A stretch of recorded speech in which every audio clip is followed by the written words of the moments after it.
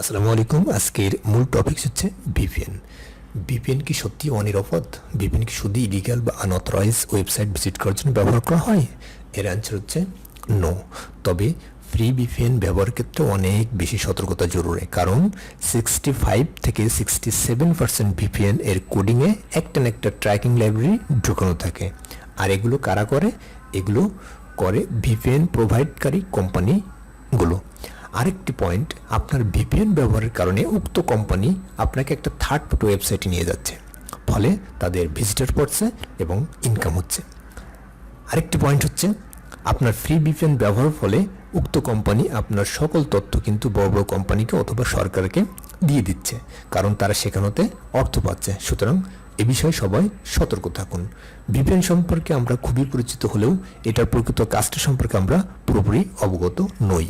অধিকন্তু ভিপিএন সম্পর্কে আমাদের অনেকের ভুল ধারণা আছে, তাই আজকে এক্সপ্লেন করব যে ভিপিএন কি এবং ভিপিএন কীভাবে কাজ করে, ভিপিএন সম্পর্কে আমাদের ভুল যে ধারণাগুলো কি কি।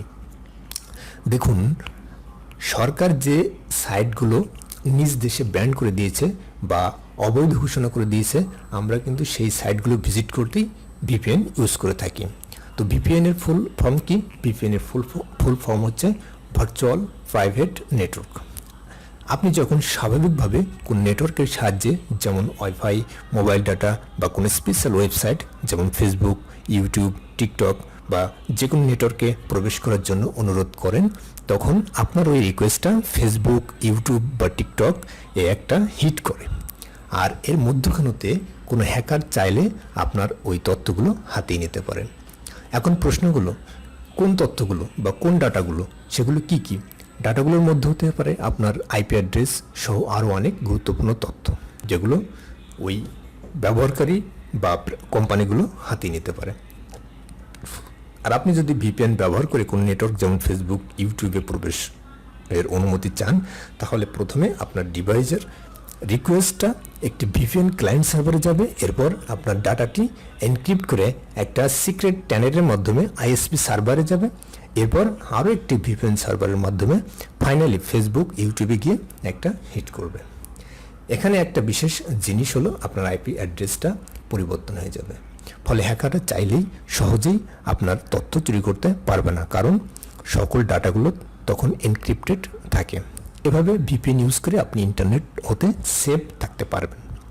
তাহলে আপনারা নিশ্চয়ই বুঝতে পেরেছেন যে ভিপিএন কিন্তু শুধু আইপি হাইড করার জন্য ব্যবহার করা হয় না, এটা ইন্টারনেটে সেফ অ্যান্ড সিকিউর থাকার জন্য ব্যবহার করা হয়। ভিপিএন কি শুধু অবৈধ কাজে ব্যবহার করা হয়?